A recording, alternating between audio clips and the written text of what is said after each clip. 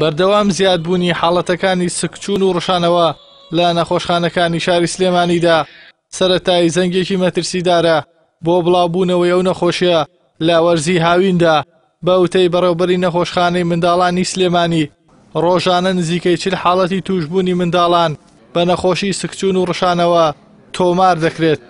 و ئەوەی ئێمە ئەیبینین ڕۆژانە لێرە نەخۆشخانەکەمان ڕۆژانە لە ماوەی 24 ساعات تا 20 بۆ 40 مناڵ بۆ ڕێژەیە داخلە بن بۆ مەبەستی سکچوون و ڕشانەوە.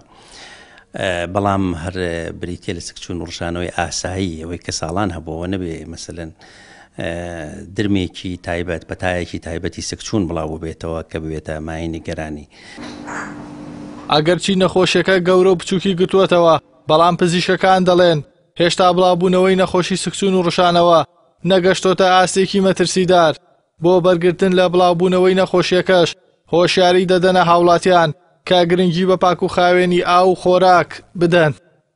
وڵی حاڵەتەکان زۆرە مناڵەکان یعنی زۆر بە بەردەوامی سەردانەکەن لە بۆ ئێرە بۆ سکچوونەکانیش لەم وەرزەیە زۆربەی ڤایرەسیە بەعزێکیشی هەیە کەوا لە نەتیجەی ئەوەی جەوگۆڕینەوەیە یا گەرمایەکە ئەهێنێت ئەوانە حاڵەتانە زۆر بەردەوام.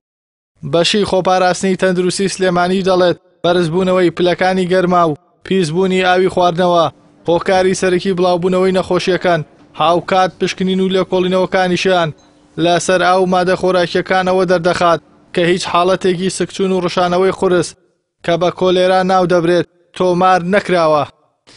کە لەم وەرزەدا ئەبێ بە هەردوو لامان چاودێری هەموو تۆڕی ئاوی سلێمانی یەکەین. ئەو ئاوی کە دابەشەکرێ ڕۆژانە بۆ خواردنەوە لە سلێمانیا لەژێر چاودێری ئەم بەڕێوەبەرایەتی ئێمایە.